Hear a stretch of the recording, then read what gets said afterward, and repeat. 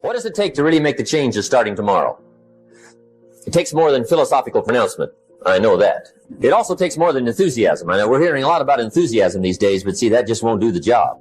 We're still hearing the old cliches of the 30s, right? To be enthusiastic, you must act enthusiastic. But see, that's not going to help. After you have leaped about, there are some things you got to do, or it isn't going to change. See, you can get all excited about lifting 200 pounds till you get to the gym. And then you need a new excitement. And the new excitement is called discipline. Major step to human progress. Discipline. Now here's the key to discipline. Start with the little disciplines, get excited over the little disciplines, and get right on those, because those will lead to the big ones. You can't handle the big challenges in life unless you take on the little ones. Make a list of all the things you can do, get right on those, discipline yourself for those, both for the results and for the muscle, and for the practice. So that when life hands you some big challenges, you'll be ready, you'll have the muscle. Self-discipline. We might add one more word here, consistent. Consistent self-discipline. If we don't make consistent self-discipline part of our daily lives, the results we seek will be sporadic and elusive. It takes a consistent effort to truly manage our valuable time, or we'll be consistently frustrated. Our time will be eaten up by others whose demands are stronger than our own.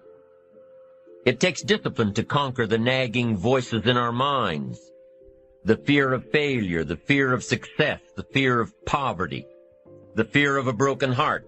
It takes discipline to keep trying when that nagging voice within us brings up the possibility of failure. It takes discipline to admit our errors and recognize our limitations. The voice of the human ego speaks to all of us.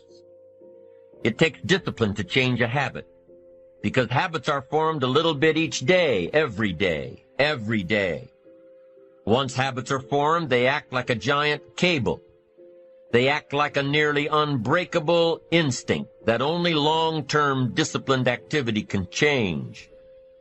We must unweave every strand of the cable of habit slowly and methodically until the cable that once held us in bondage becomes nothing more than scattered strands of wire.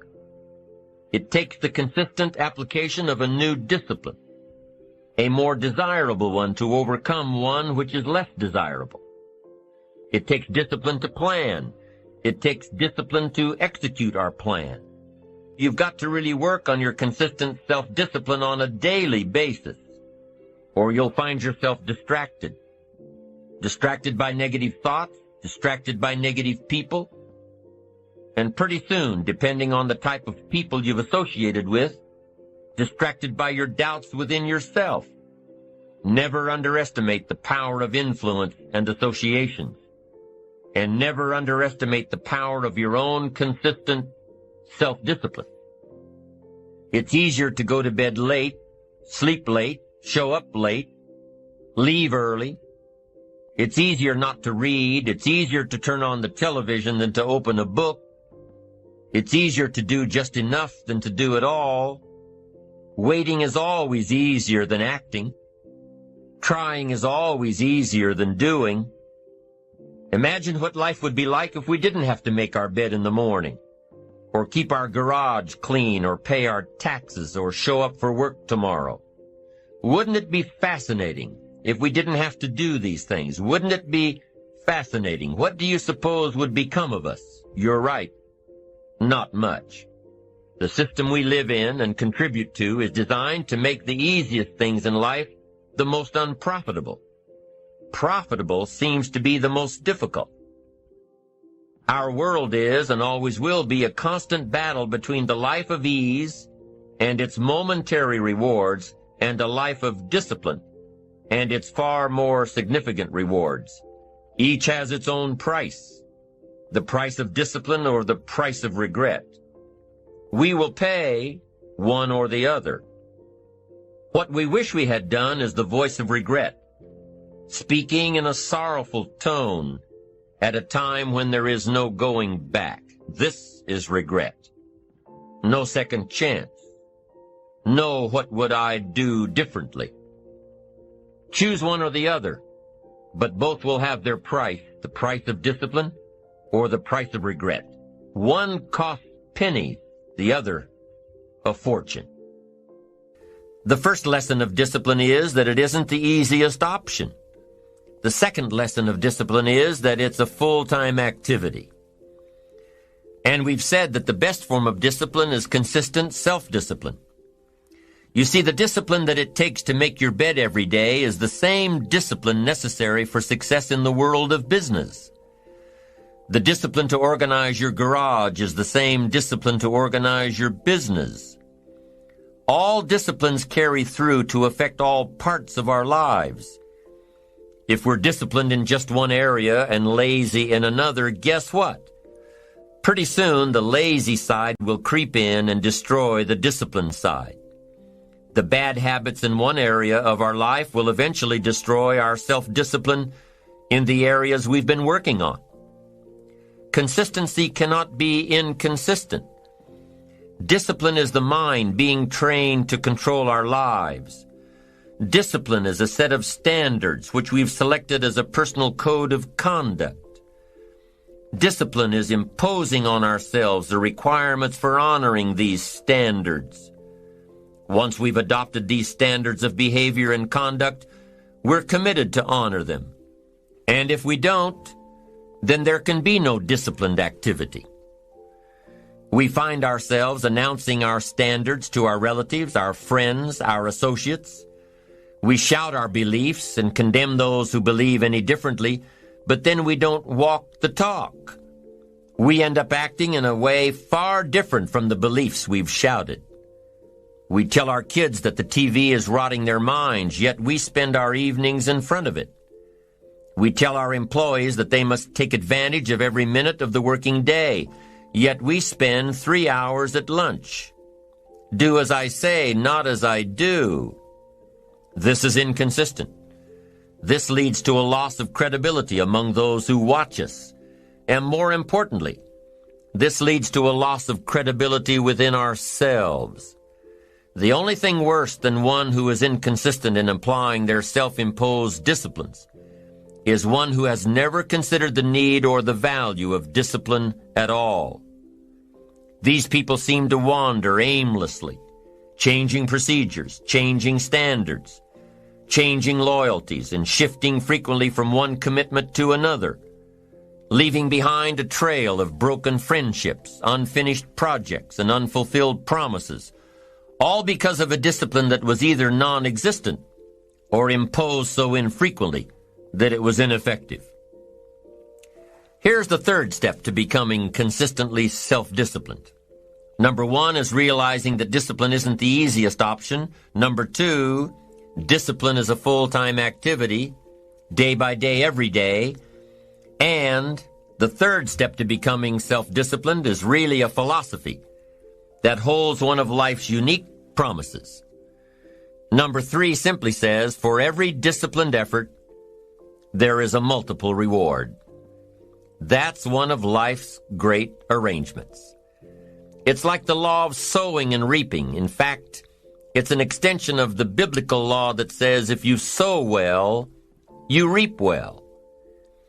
Now here's a unique part of the law of sowing and reaping.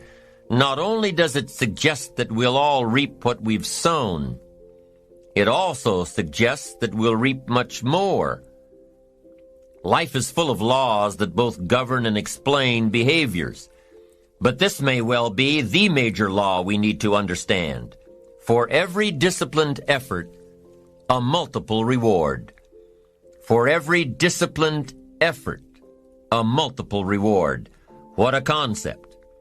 If you render unique service, your reward will be multiplied. If you're fair and honest and patient with others, your reward will be multiplied. If you give more than you expect to receive, your reward is more than you expect. But remember, the key word here, as you might well imagine, is discipline. Everything of value requires care and attention. Everything of value requires discipline. Children require discipline. They must have a structure built for them. They must have boundaries to work within so they feel secure and comfortable to explore and grow. They must learn to recognize what's right and what's wrong, what's acceptable behavior, what's not acceptable. Children require unwavering discipline, consistent discipline, or they'll be confused as to how they're supposed to behave. Likewise, our thoughts require discipline. We must set up our inner boundaries, our codes of conduct, or our thoughts will be confused. And with confused thoughts, we'll end up being confused, hopelessly lost in the maze of life. And confused thoughts produce confused results. Look around you at this very moment in time. What might you be doing that needs attention? Perhaps you're listening to this program as you drive along in traffic, blowing your horn at someone ahead of you who isn't driving at the speed you'd like to. Perhaps you're listening alone because you've had a disagreement with someone you love or someone who loves you, and your anger won't allow you to speak to that person. Wouldn't this be an ideal time to examine your need for a new discipline? Perhaps you're on the brink of giving up or starting over or starting out, and the only missing ingredient to your incredible success story in the future is a new and self-imposed discipline that will make you stay longer and try harder and work more intensely than you ever thought you possibly could. The most valuable form of discipline is the one that you impose on yourself. Don't wait for things to deteriorate so drastically that someone else must impose discipline into your life. Wouldn't that be tragic? How could you possibly explain the fact that someone else thought more of you than you thought of yourself? That they forced you to get up early and get out into the marketplace when you would have been content to let success go to someone else who cared more about themselves? Your life, my life, the life of each one of us is going to serve as either a warning or an example. When I wake up in the morning, I don't think, am I motivated to go do what I'm supposed to do? No, I don't think about it for 1 millisecond. When the alarm clock goes off, I have no thought about whether this is easy, whether this is hard, whether I want to do it, whether I don't want to do it. None of that matters. It's an emotionless, thoughtless discipline. When the alarm clock goes off, you get up, you get out of bed, and you go do what you're supposed to do. I don't care how it feels. I don't care if it's easy or hard. It doesn't even matter to me. It's just a reaction, it's a discipline, and it's life. And that's the way I choose to live my life. People who are going to be really successful in the future are willing to make sacrifices in the present in order to guarantee that future.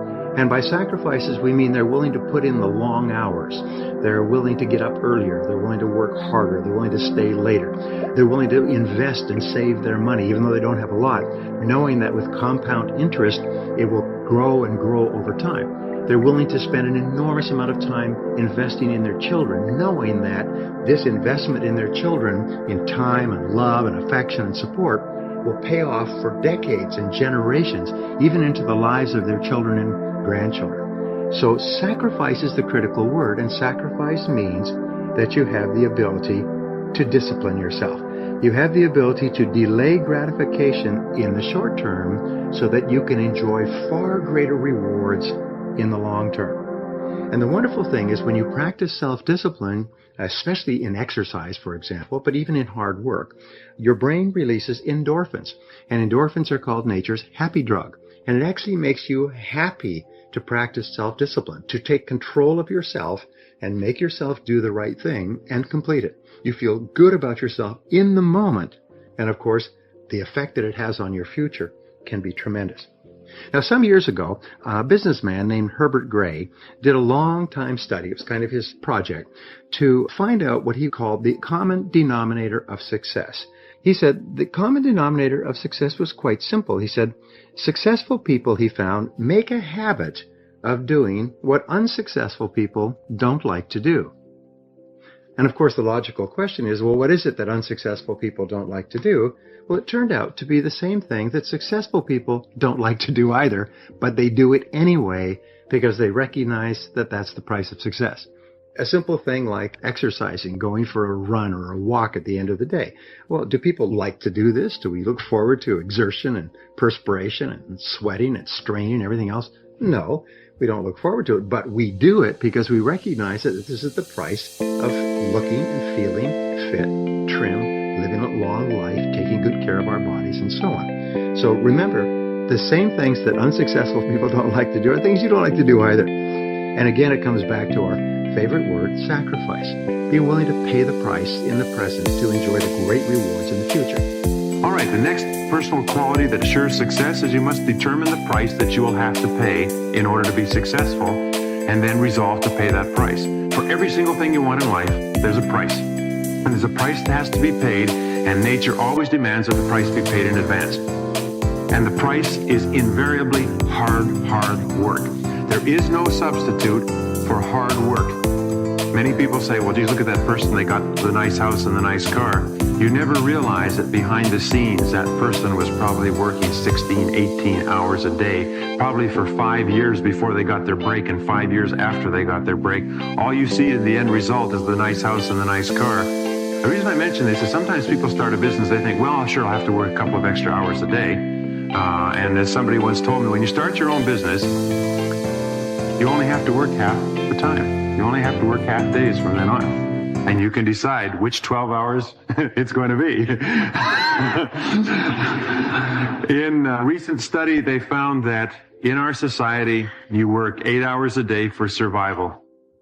And everything over that, you work for success.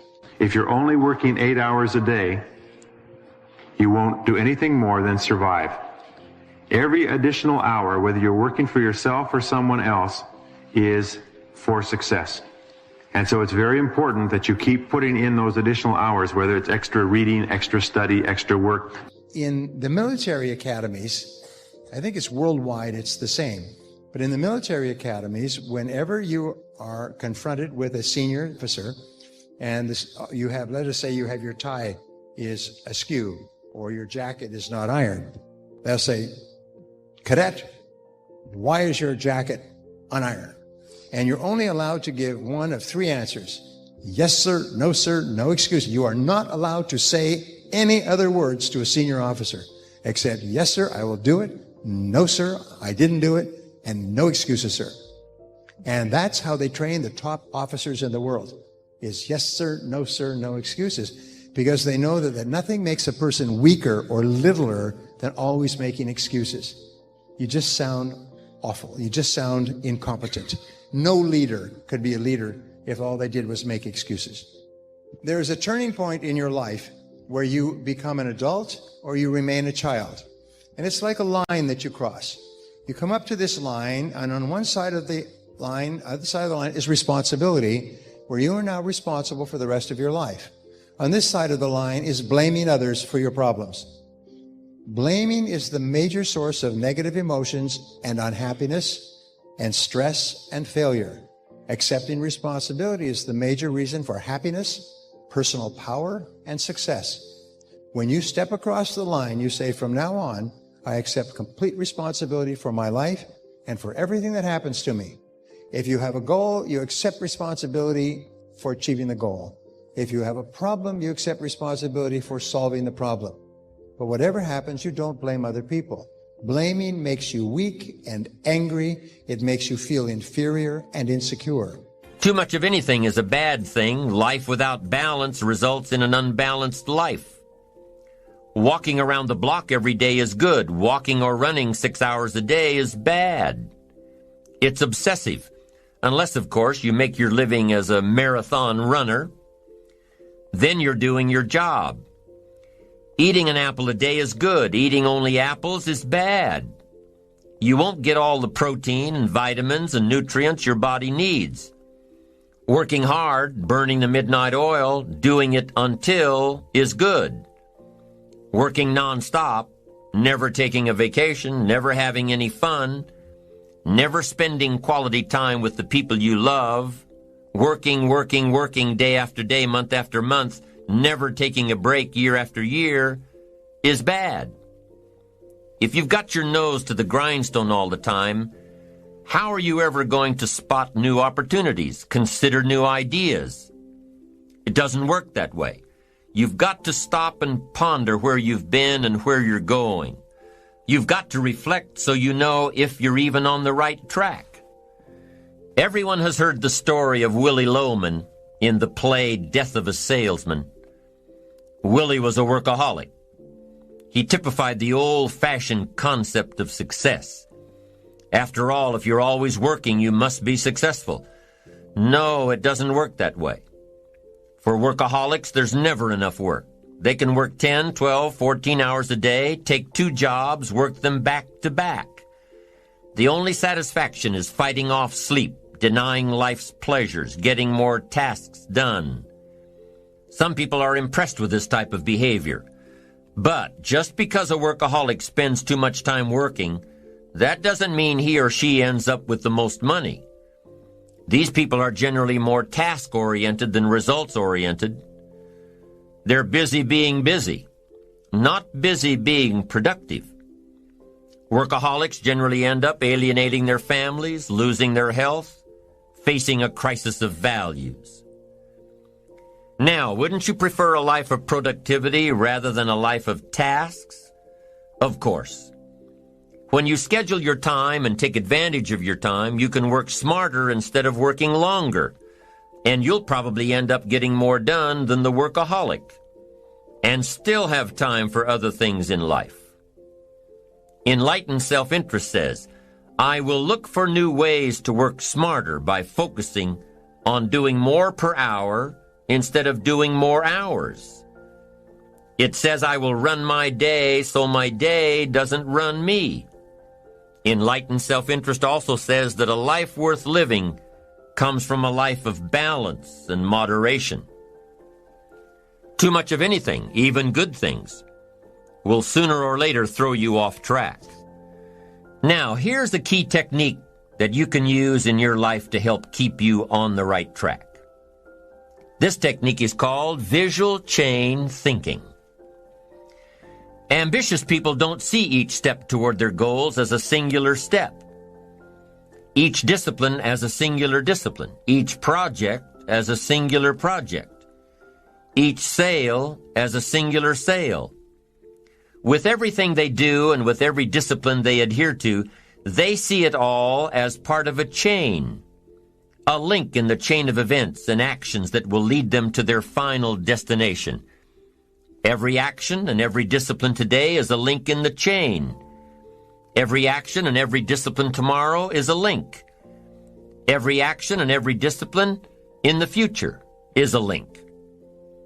When you can see that every link in the chain will eventually lead you to the things you want